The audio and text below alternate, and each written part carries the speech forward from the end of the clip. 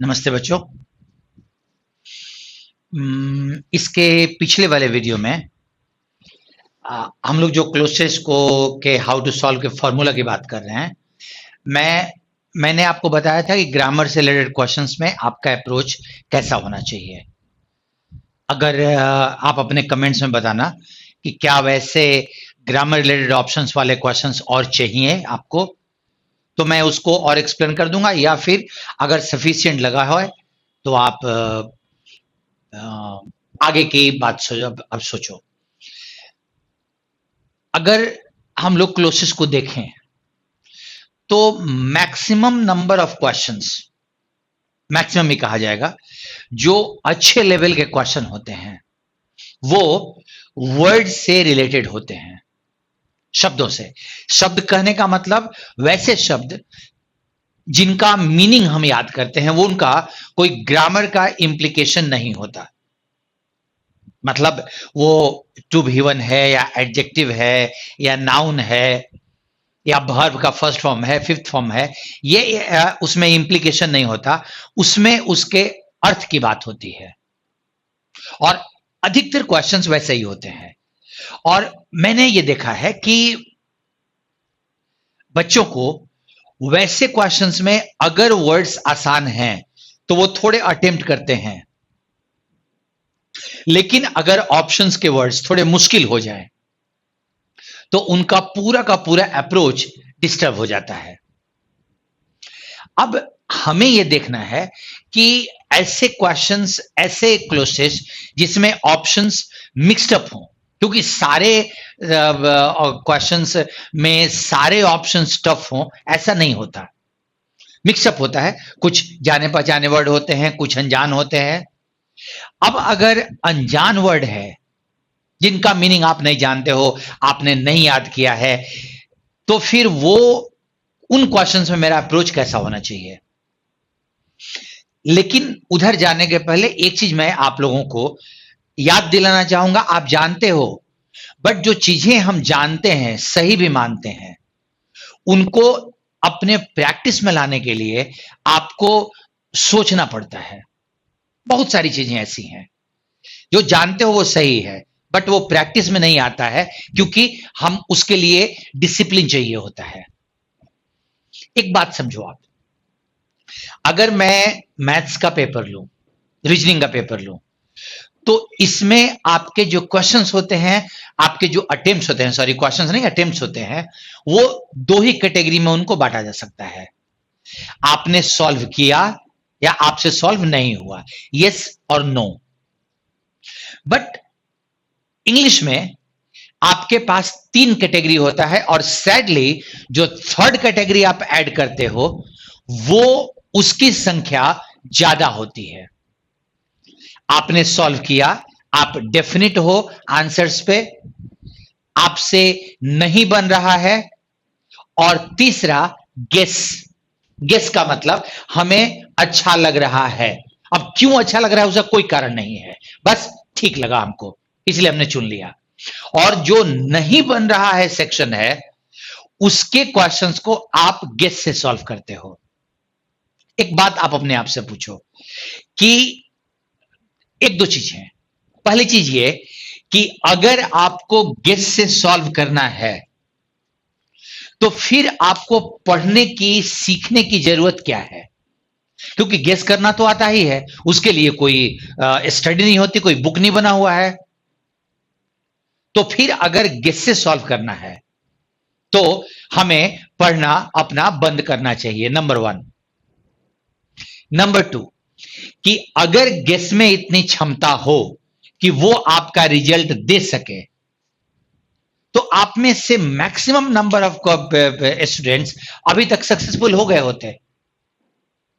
Guess आपने मारा, वो सही हो गया तो आपका सक्सेस हो जाता। लेकिन आप भी जानते हो कि ये दोनों चीजें गलत है।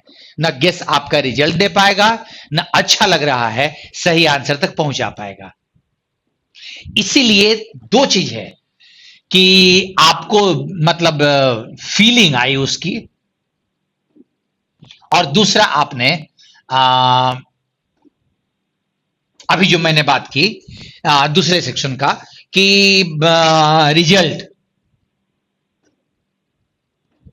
ये दोनों चीजें गलत हैं और ये आपके भीतर में इसका ये भाव है कि ये दोनों गलत है, नहीं होना चाहिए। लेकिन पता नहीं एक मन में लगा रहता है कि क्या पता मेरा सही हो जाए, क्या पता, वही क्या पता। अब अगर आप लॉजिकली देखो तो अगर 4 ऑप्शन भी हैं तो सही होने की प्रोबेबिलिटी 25% है, सही होने की प्रोबेबिलिटी, अगर आप श्योर नहीं हो तो। और हम ये सोचते हैं कि हर बार मेरा वो 25% प्रोबेबिलिटी 75% को डाउन कर देगा, हर बार मैं 25% पे रहूंगा। And that is how we tend to attempt the paper of our English paper, English section, English comprehension. हम ऐसे ही पेपर को अटेम्प्ट करते हैं। मैथ्स में आपको पता होता है कि आपने कितना बनाया है, कितना सही होगा। ह्यूमन एरर एक आध, एक दो चार बहुत कम परसेंटेज होते हैं, उसको अगर हटा दिया जाए तो मोर और लेस आपका जो अनुमान होता है वो एग्जैक्टली सही होता है। लेकिन इंग्लिश में आप सॉल्व भी करते हो और पता भी नहीं होता, और आप देखते हो कि अब मैं देखूं मेरा कितना सही है। अगर मैं आपसे, अगर कोई आपसे पूछे कि आपने सॉल्व किया ना, सही सॉल्व किया है, तो जितने जगह आपने टिक मारा है वो आप मान लो कि वो सब सही है, लेकिन आप श्योर नहीं हो पाओगे। इंग्लिश में श्योर नहीं हो पाओगे। ये परेशानी आपको दूर करनी होगी अगर आपको रिजल्ट चाहिए होता है तो। वो आज ही नहीं, इतिहास से लेके भविष्य तक इस परेशानी को दूर करना होगा। इंग्लिश में गेस मारने की प्रथा। आप मैथ्स में क्वेश्चन छोड़ते हो, क्यों? क्योंकि आपको पता होता है कि नहीं बनेगा मेरे से। आपने क्वेश्चन पढ़ा, आपको पता चला कि नहीं बनेगा, आपने उसको ड्रॉप कर दिया। लेकिन चूंकि इंग्लिश में आपने बनाना नहीं सीखा है, इसीलिए आपको पता ही नहीं होता। चूंकि maximum number of questions guess से बनाए जाते हैं, तो आपको पता ही नहीं होता कि आपसे बनेगा या नहीं बनेगा। दैट इज वाई आप बन रहा है, चलो कुछ आपने बना लिया। जो नहीं बन रहे हैं वो ऊपर वाले भी मोर और लेस बस फीलिंग वाली पे डिपेंड करता है। क्योंकि अगर आपके पास फॉर्मूला होगा और वो अप्लाई नहीं होगा तो आप उसको ड्रॉप करोगे, जैसे मैथ्स में होता है, जैसे रीजनिंग में होता है। यहां कोई तरीका ही नहीं है, दैट इज वाई कुछ भी नहीं छूटता। इसको ड्रॉप कीजिए अगर आपको रिजल्ट चाहिए होता है तो। अगर आप कुछ क्वेश्चन छोड़ पाते हैं, छोड़ देते हैं आप मैथ्स में, रीजनिंग में, जीएस में, तो यहां भी छोड़िए आप। क्योंकि और कुछ करेगा या नहीं करेगा, वो 25% में प्रोबेबिलिटी कितनी है आप जान लो। वो कुछ करे नहीं करे, आपके अर्न्ड मार्क्स में से कमी करेगा वो। दैट इज वाई एक आपको स्ट्रांगली अफर्मेटिवली एक एडवाइस दे रहा हूं कि ये गेस का पैटर्न आप बंद करो, और ये मत सोचो कि मेरा मार्क्स कम हो जाएगा। अगर आप गेस छोड़ोगे ना, आप अभी अगर आप एक एक्सपेरिमेंट करो घर में कि आप जितने क्वेश्चन में श्योर हो आप बनाओ, और आप काउंट करो, एक में गेस के साथ आप बनाओ और दोनों को काउंट करके देखो, जिसमें आपने जितने आपसे बन सकते थे आपने बनाए, वहां का मार्क्स इस मार्क्स से ज्यादा होगा। आप करके देखो, क्योंकि आप करोगे वो वैसा दिखाई पड़ेगा तो आप कन्विंस होगे। अब आप वर्ड रिलेटेड क्वेश्चंस पे आओ। मैं एक क्वेश्चन ले रहा हूं जिसके ऑप्शंस यहां हैं।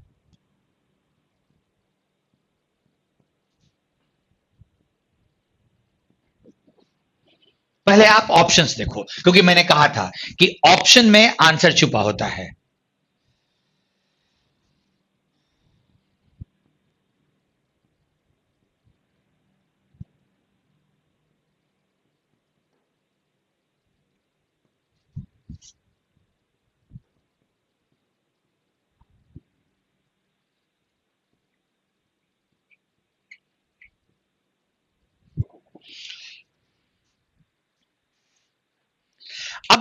अब ध्यान दो, आप जिस क्वेश्चन में इनमें से कोई एक आंसर बनेगा, उस ऑप्शन में मुझे लगता है, आप देखना अपने फीलिंग को मैच करो उसमें, इस वर्ड का मीनिंग सबके पास नहीं होगा, कुछ लोगों के पास हो सकता है। ऐसा थोड़ी है कि अपीयर होने वाले सारे लड़कों का सारे लड़कों को नहीं आता होगा। यहां यहां और इसमें आपकी ये फीलिंग आएगी कि हम क्वाइन जानते हैं तो क्वाइनेज भी जानते हैं, आपको ऐसी फीलिंग आएगी और ये देख के आपको लगेगा कि आपका करंट ये आप जानते हो। अब अगर आंसर इन तीनों में से कोई एक हुआ तो आप इसमें टिक कैसे मारोगे? नंबर 1, कुछ लोगों को मैंने देखा है कि चूंकि मैं ये जानता हूं इसलिए मैं इसको चुन लेता हूं, ये नहीं आता तो ये आंसर नहीं बनेगा। नहीं, ऐसा नहीं है, ऐसा नहीं है कि आप वर्ड का मीनिंग नहीं जानते हो तो आंसर में नहीं आएगा, इस तरह की बात नहीं होती है। अब ये क्वेश्चन बता रहा है कि मेरे इस क्वेश्चन में जब तक मैं सेंटेंस को देखूं और इसको जज करूं कि ये होगा कि नहीं होगा, अगर ये नहीं हुआ तो आपका गेस लगेगा और उसको आपको छोड़ना पड़ेगा। ये क्वेश्चन को गेस लगेगा और गेस लगाना नहीं है तो आपको ये क्वेश्चन ड्रॉप करना है, क्योंकि आपको अपने कमाए हुए मार्क्स में से माइनस नहीं करना है, इसीलिए छोड़ रहे हो। इसलिए नहीं, देखो अगर लालच का कोई परिणाम अच्छा निकलता तो लालची वर्ड पॉजिटिव सेक्शन में आता, क्योंकि लालची आदमी करता क्या है कि वो ऐसी ऐसी संभावनाएं सोचता है जो प्रैक्टिकली संभव नहीं है। हमारे मन में एक लालच है कि क्या पता मेरा सही हो जाए, मेरा मार्क्स जुड़ जाए, मेरा मार्क्स बढ़ जाए, दैट इज वाई आप इसको इसमें गेस मारते हो। और जानते हो हमें हमारे इतिहास ने सिखाया है, हमारे बड़ों ने सिखाया है कि लालच का परिणाम हमेशा बुरा होता है। सो अभी एक अटेम्प्ट बाकी है कि क्या पता करेंट वर्ड मेरा सही हो। अब जरा क्वेश्चन देखिएगा, a dash is made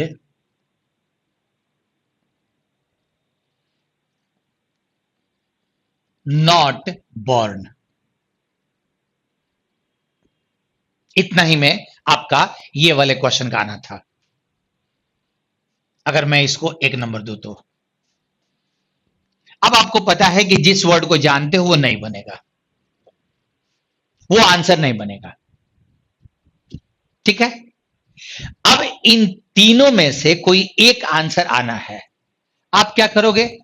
तीनों को देखते रहोगे, फिर एक आपके इसमें से टिक मार दोगे, जो कि नहीं करना है। बट एक चीज, अभी इस पैसेज में जहां क्वेश्चन दिया हुआ है, अभी आगे आने वाले बहुत सारे क्वेश्चंस हैं और इसको सही बनाने वाले लड़के जिनको ये वर्ड पता है, ये पता है, ये पता है, कम मिलेंगे, कम, बहुत कम, बहुत कम। गेस मारने वाले लड़के ज्यादा हैं जिन्होंने गेस मार के मार्क्स कम किया।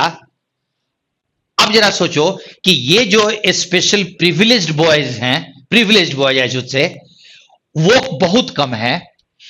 एक मेजॉरिटी गेस मार के अपने कमाए हुए में से मार्क्स कम कर रही है, तो जो मिडिल में है लोग, वो अगर छोड़ दे तो उसका मार्क्स कम नहीं होगा, तो वो इन प्रिविलेज्ड बॉयज से मार्क्स में नजदीक रहेगा, जबकि इनकी दूरी बढ़ गई, कमी के चलते इनकी दूरी बढ़ गई। इसने जो कमाया उसमें इन्होंने जो कमाया है कम करके अपनी दूरी बीच में गैप बढ़ा लिया, जबकि इन्होंने उस दूरी को उतना नहीं बढ़ाया जितना गेस वाले लोगों ने किया।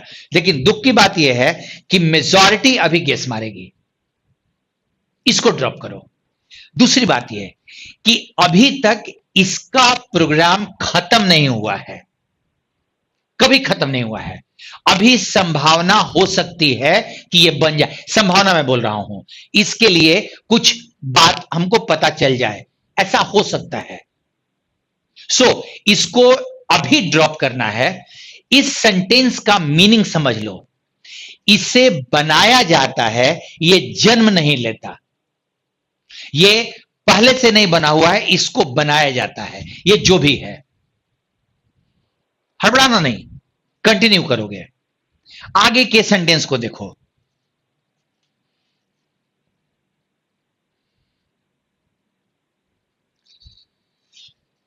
The process begins when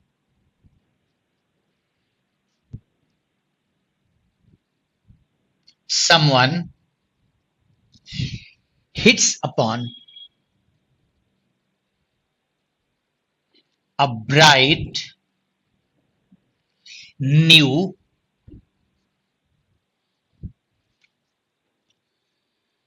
way of thinking,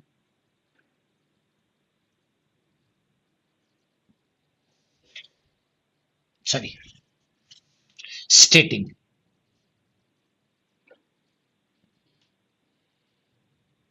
a dash, question number 2, experience. Question number 2 के ऑप्शंस,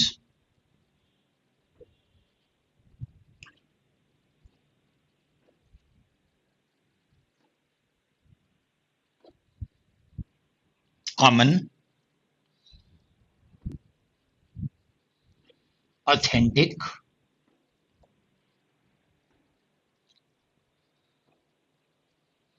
मेंटल, रेशनल। वेट करोगे। इस बार के क्वेश्चन में ऐसे वर्ड्स हैं जिनका मीनिंग आप चारों का चारों जानते हो। अभी आपको ऐसा नहीं है कि ये चारों जानने के बाद, चारों जान गए तो आपका आंसर सही बनेगा। अगर आप केयरफुल नहीं रहे तो आंसर के गलती होने की संभावना होगी। केयरफुल रहना है, ध्यान रखना।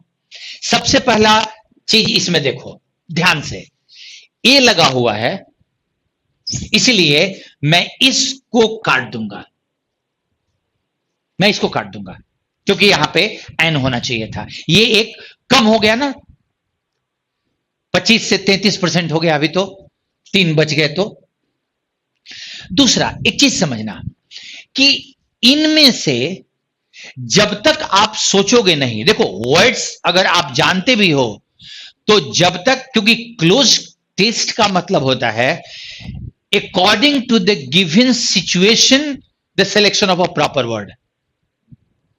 जैसी परिस्थिति दी हुई है, समझना तुम, जैसी परिस्थिति दी हुई है, ऐसा नहीं है कि हमने पढ़ लिया, उस सिचुएशन का मतलब समझो जो दिया हुआ है, और उससे एक बात ध्यान रखना, इलिमिनेट करो कुछ ऑप्शंस को, सिलेक्ट मत करो। देखो जरा, ये बनाया जाता है, ये प्रोसेस तब शुरू होता है जब कोई व्यक्ति एक नया अच्छा तरीका समझता है किसी बोलने का, स्टेट, कहना, एक्सप्रेस करना, ऐसे एक्सपीरियंस को। एक चीज आपको पता होगा कि मेंटल नहीं होगा, मेंटल एक्सपीरियंस होता नहीं है। एक्सपीरियंस अनुभव है, उसको हम बोल रहे हैं, तो वो मेंटल क्यों? अब आपके पास इन दोनों में से एक को चुनना है। अब हम क्या करेंगे कि चूंकि अभी हमें लगता है कि हम रेशनल एक्सपीरियंस या कॉमन एक्सपीरियंस, अगर हम यहां तक पहुंच ही गए तो लेट्स टिक इट आउट।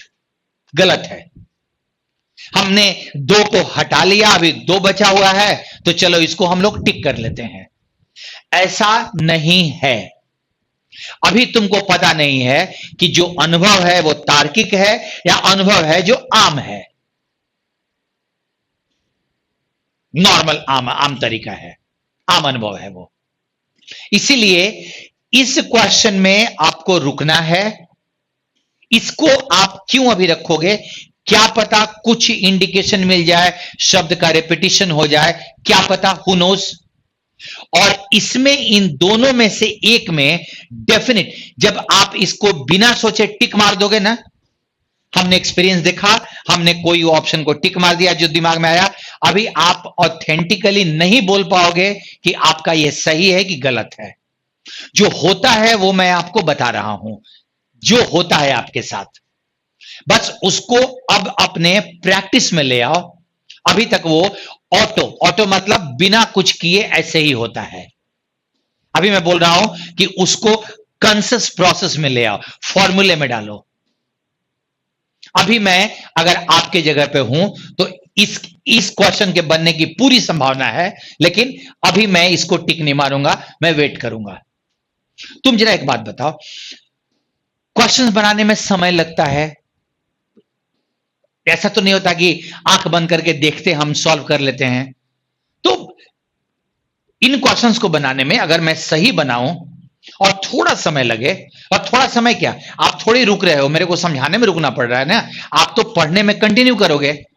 अभी मैं 2 नंबर के क्वेश्चंस में ए और डी को रखूंगा, आगे बढ़ूंगा, दिमाग में इन दोनों में से क्या रहेगा, और जैसे मैंने बोर्ड पे लिखा है ना वैसे ही आपको दिखाई पड़ना चाहिए। क्वेश्चन नंबर 3 के ऑप्शंस देखिए आप।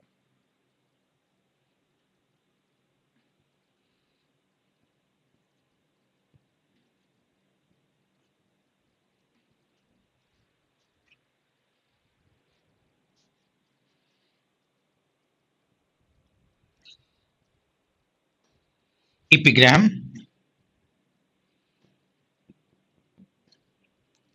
epitaph,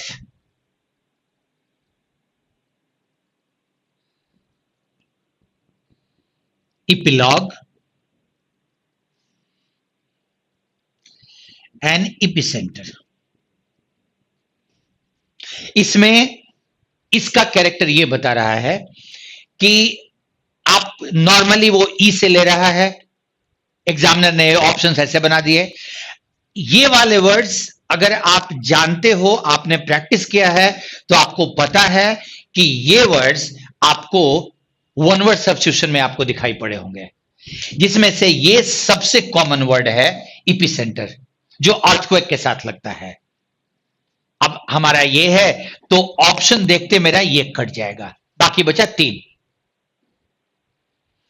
अगर ये नहीं भी बने, एक बात समझना, तो आपका सेंटेंस का पढ़ना आपके लिए हेल्पफुल होगा।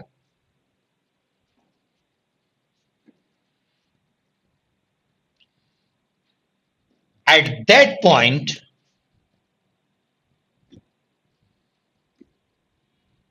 द रिमार्क, जो हम बात बोलते हैं, is an dash full stop.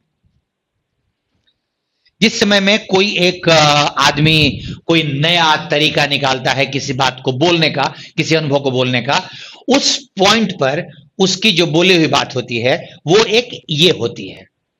Epicentre तो हटा देते हैं, बाकी इन तीनों को देखो, डाउट लगता है तो अभी इसी की तरह इसको भी ज्यादा बनाने की जरूरत नहीं है, उसके बनने का चांस है। और उसने एंड डाल दिया है तो सारे ऐसे वर्ड डाले हैं, जैसे इसमें ए था कि एक माइनस हो गया था। बट एक चीज इसमें ध्यान रखो, तुम ये जो कर रहे हो ना, तुम्हें बात समझ में आ रही है, समझना पैसेज का थीम। इससे क्या होगा कि इस पैसेज में जो क्वेश्चंस आसानी से बनने वाले हैं, जो ऐसे वाले क्वेश्चंस आसानी से तो नहीं लेकिन थोड़ा प्रोसेस से बन जाएगा, वो वैसे क्वेश्चंस सही बनेंगे। इनके लिए स्पेशल मैंने कहा ना, प्रिविलेज लोग होते हैं, उनके साथ वो बनाएंगे, और बाकी आप अगर छोड़ दोगे तो आपके पास मार्क्स उन लोगों से जिन्होंने गेस किया है उनसे ज्यादा आपका रहेगा। तो आपके पास 3 स्टेज हो गया ना। प्रिविलेज जो बहुत कम लड़के होते हैं उनके आप नजदीक हो, और जो गेस मार रहे हैं उनसे आपका मार्क्स ज्यादा हो रहा है, and that is where your result stands. हम क्या सोचते हैं कि वो जो 1% या उससे भी मतलब वो 0.0 समथिंग परसेंट बच्चे हैं जिनको इनका सब मीनिंग आता है, इसका हम वैसा बिहेव करें। बॉस नहीं हो सकता है ना, नहीं हो सकता है। उन लोगों ने अपने तैयारी को हर एस्पेक्ट को ध्यान से देख के किया है। अब अगर वैसा नहीं है तो हम अपनी प्रोबेबिलिटी सिलेक्शन की बढ़ाएं, और उसके लिए जरूरी है कि हम ऐसे क्वेश्चन छोड़ें, ना कि गेस टिक मारें। ये सारे क्वेश्चन टिक मार रहे हैं तो हम भी मार लेंगे, ये समझ के बना रहे हैं और हम गेस मार रहे हैं, हमारे और उनके बीच की दूरी बहुत बढ़ जाती है। इसलिए अभी होपलेस नहीं होना है कि 3 क्वेश्चन बन रहे हैं और तीनों में से तीनों मेरा गड़बड़ हो गया है।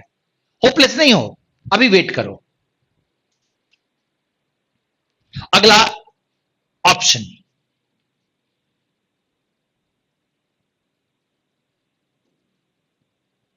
मैं आपको ऑप्शन पहले इसलिए लिख रहा हूं क्योंकि ऑप्शन बताता है कि हमको बनाने के मेरे बनाने का चांस कितना ज्यादा है।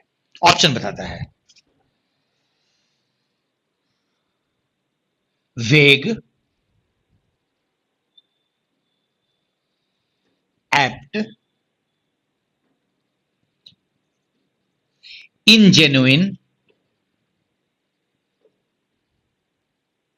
और इमोशनल। मेरा अपना अनुमान है कि अगर आप कुछ आपने शब्द याद किए होंगे, तो जैसे नुआंस और क्लिश जो वर्ड है, इसको क्लिच नहीं पढ़ा जाता, क्लिश पढ़ा जाता है। नुआंस और क्लिश जो जितना टफ वर्ड है, वैसा वर्ड वेग और एप्ट नहीं है। ये दोनों वर्ड आप जानते हो सामने में ऑप्शन में। अभी आप इनको दिमाग में रख के नेक्स्ट वाले को पढ़ो। But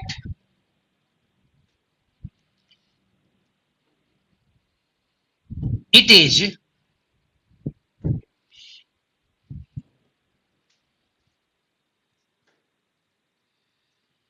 particularly dash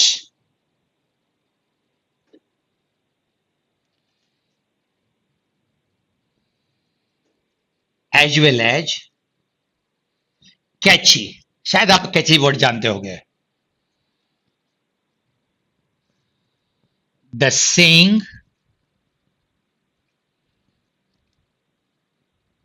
receives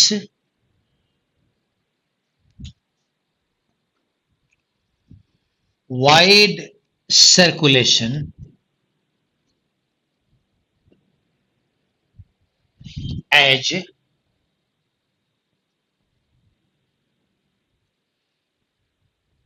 verbal coin। देखो,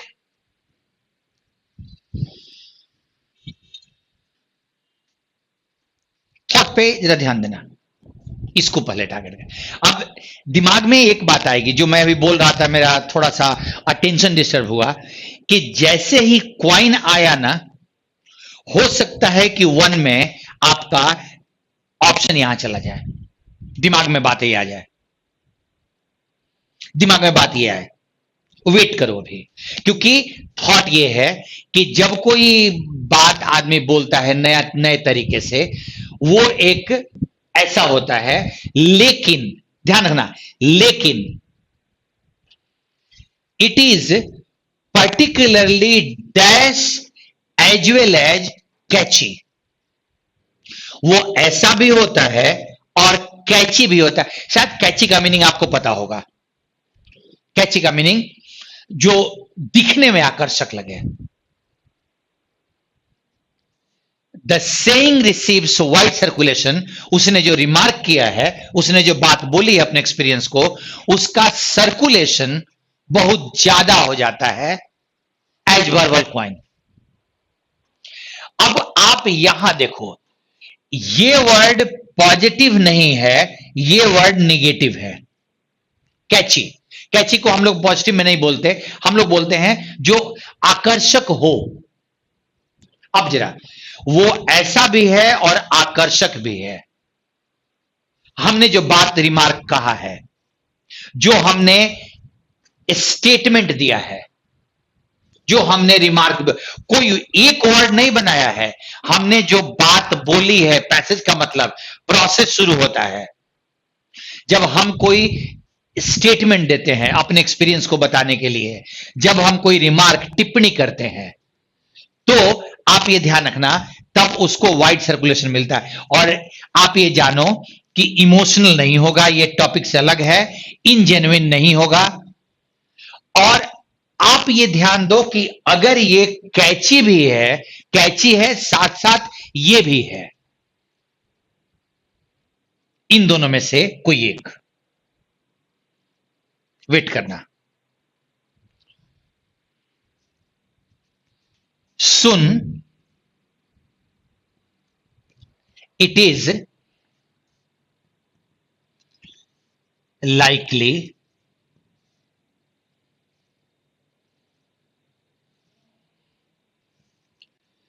to be dash from overwork। अब इस सेंटेंस को देखो, जल्दी ही वो ऐसा भी होता है, उसका सर्कुलेशन बहुत बढ़ जाता है, और बहुत जल्दी क्या होता है, it is likely to be dash from overwork. Overwork का मतलब हम जरूरत से ज्यादा काम कर देते हैं। इस रिमार्क पे, इस टिप्पणी पे जरूरत से ज्यादा काम कर देते हैं।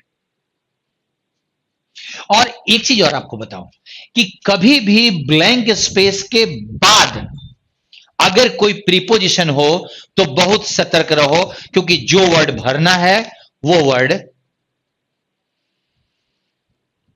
इस प्रीपोजिशन के साथ आएगा।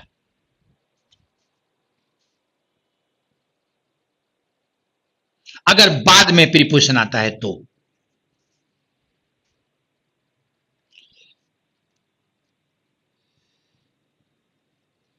To be judged,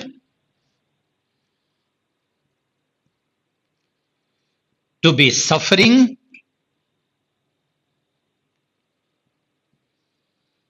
to be overlooked and to be inducing। शायद यहां का आंसर आपको, क्योंकि निगेटिव देना है, ओवरवर्क जरूर ज्यादा काम, तो टू बी सफरिंग फ्रॉम।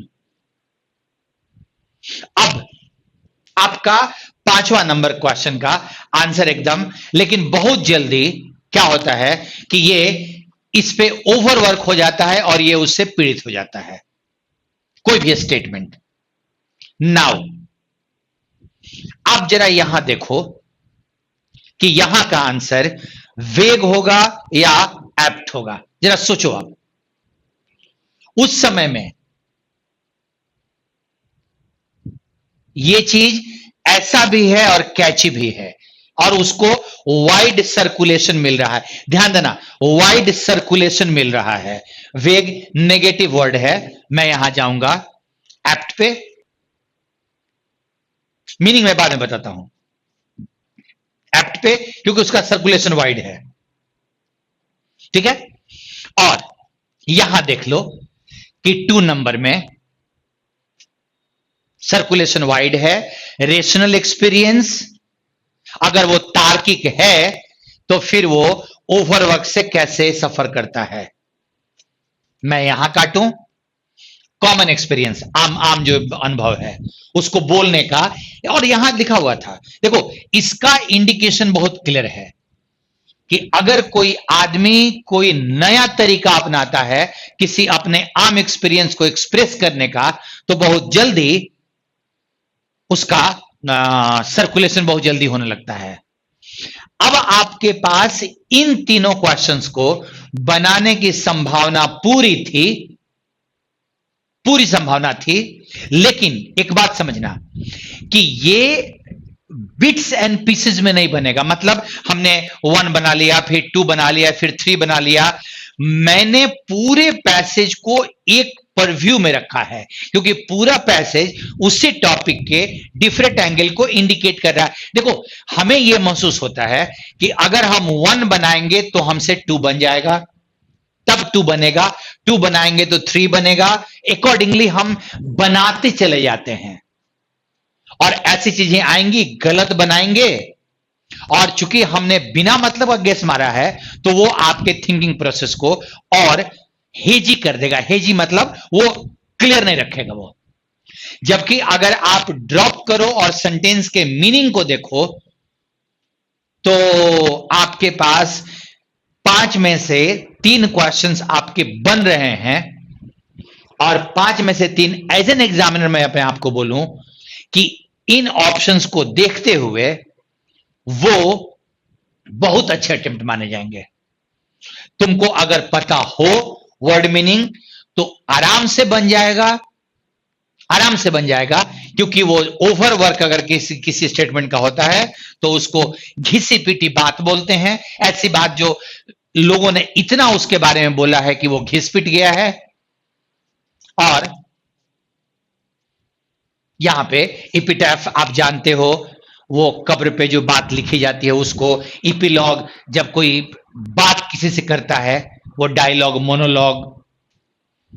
उसके अलावे जो किसी बुक के शुरू में अंत में लिखा जाता है प्रोलॉग, इपिलॉग, ये सारा उसमें उधर से लिखा हुआ है। अब आप अगर सोचो कि अगर उसमें आपने सॉल्व किया and you drop 2 questions, luck is there, आपका पढ़ा हुआ आ जाए। अब अगर शुरुआत में देखो तो आप यहां तक पहुंचे, यहां पे थे शुरुआत में ही। ये उनके लिए है जिनके पास वर्ड मीनिंग बहुत क्लियर है, लेकिन मैं अभी बताऊं कि सेकंड में, सॉरी फर्स्ट वाले में आगे पढ़े बिना सॉल्व करना मुश्किल है। जब तक आप यहां तक नहीं पहुंचोगे तब तक आपका फर्स्ट नंबर तो नहीं बनेगा, चाहे वो लड़के को सारा मीनिंग ही आता हो। जितने भी मीनिंग हैं वर्ड्स के अगर आ भी रहे हैं तो जब तक वो यहां पे नहीं पहुंचेगा 5 नंबर, वो 1 सॉल्व नहीं कर पाएगा। और मैं बोल रहा हूं कि उसको वर्ड मीनिंग आता, उसने सॉल्व किया, मेरे को नहीं आता, मैंने ड्रॉप किया, गेस नहीं मारा। सो वर्ड से रिलेटेड क्वेश्चन, और ये बहुत आसान पैसेज नहीं माना जाएगा, ये टफ नेचर का पैसेज है, इसे आसान नहीं मान सकते। सो अगर आपके पास टफ नेचर का आता है तो आप जानते हो कि अगर पेपर टफ होता है तो कट ऑफ मार्क्स कम होते हैं, आप जानते हो। और हमारे पास इंग्लिश में क्या होता है, पेपर टफ हो। अभी आप रिसेंटली जो चीजें हो रही हैं आपको पता होगा कि जहां जहां पेपर बहुत आसान आया था, लोग गेस मारने वाले लोग ज्यादा सफर किए हैं, आप जानते हो, आपको महसूस हुआ होगा। और जहां पेपर टफ था वहां पे मार्क्स नॉर्मलाइजेशन के बाद बढ़ा है। So remember, tough questions are scoring अभी के पैटर्न में, और इनसे आप अगर इसमें आप गेस मारते हो तो गड़बड़ है। अगर आप अपने आप को वहां से बचाते हो तो आपके लिए सक्सेस की पॉसिबिलिटी बहुत ज्यादा बढ़ जाएगी। यह बात आपको ध्यान में रखना है। मैं इस तरह के टफ नेचर के क्वेश्चंस मैं आपको दूंगा और सॉल्व करूंगा ताकि आपके अनुभव को कुछ प्रैक्टिकलिटी का स्ट्रेंथ मिले।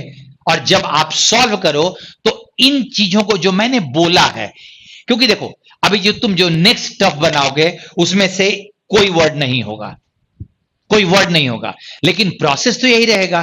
तो जो मैं प्रोसेस समझा रहा हूं उसको दिमाग में घूमने दो, क्योंकि ये पैसेज अब आपको आपके एग्जामिनेशन में नहीं मिलेगा। आप जानते हो क्लोजेस्ट का रिपीटिशन नहीं होता, आप जानते हो, तो ये पैसेज नहीं मिलेगा। इन वर्ड्स के मिलने की संभावना बहुत कम है, लेकिन प्रोसेस यही रहेगा। तो तुम जब अभी सीखे, तुमने कहा गया, तुमने मेरी बात सुनी, तो तुम्हें याद इस पैसेज को नहीं रखना है, इन वर्ड्स को याद कर लो, बहुत अच्छी चीज है तुम्हारे लिए। लेकिन जो प्रोसेस मैंने बताया है ना, वो यूनिवर्सल है, उसको मजबूत करने की कोशिश करो, क्योंकि अच्छी चीजों को मजबूत करने के लिए डिसिप्लिन में रह के प्रैक्टिस करना होता है। और लड़के टिक मारने पे ज्यादा विश्वास करते हैं, फॉर्मूला डेवलप करने पे नहीं। मैंने वर्ड रिलेटेड बताया है, और जहां भी पैसेज टफ होता है ना, वो वर्ड रिलेटेड हो जाता है। सो मैं वर्ड रिलेटेड क्वेश्चंस को कंटिन्यू रखूंगा। आई होप कि मेरा यह डिस्कशन आपको थोड़ा फ्रूटफुल लगा होगा। अगर लगा हो तो बताना जरूर मुझे, मेरे को इंकरेजमेंट मिलती है। Thank you, see you then.